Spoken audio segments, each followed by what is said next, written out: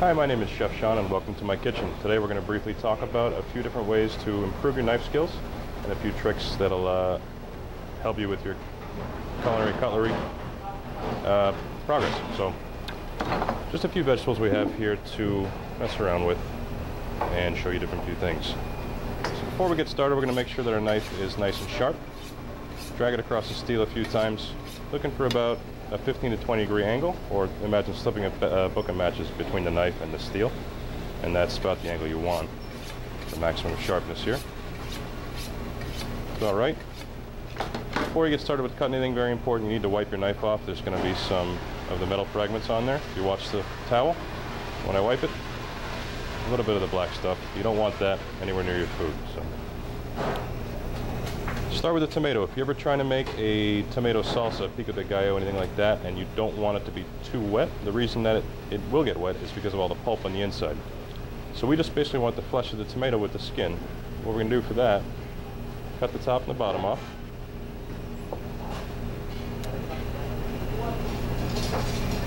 And then we're going to take the knife at an angle, and we're basically trying to roll the tomato with the knife going around the outside while leaving the pulp intact. So we'll cut in, start to angle it down. Once the knife is here, I start rolling the tomato this way with the knife, allowing us to have just the skin and the peel. Here you're left with just the inside. A little bit of seeds in here still. Those get wiped out. You're left with just the shell and the skin.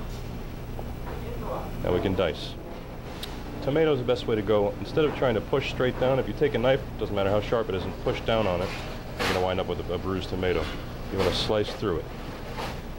Right, make slices all the way down horizontally. Turn the whole thing back towards you, and now you can start to chop. There you go. Nice dry tomatoes. Same exact thing can be done for a pepper. When you're trying to break down a pepper and you want to leave the seeds intact on the top and the bottom, take the top off, take the bottom off.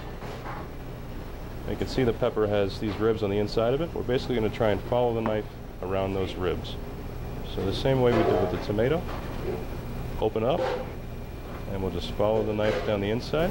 Break this down to the more manageable sections. Make sure we have no seeds on the inside. This white part of the pit is in the bitter part of the pepper, so we want to make sure that we remove that. And then much like the tomato, slice it down, turn it back up. The more practice you get, the better and the quicker you will become at this. But there you have it. Quick ways to cut pepper and a tomato.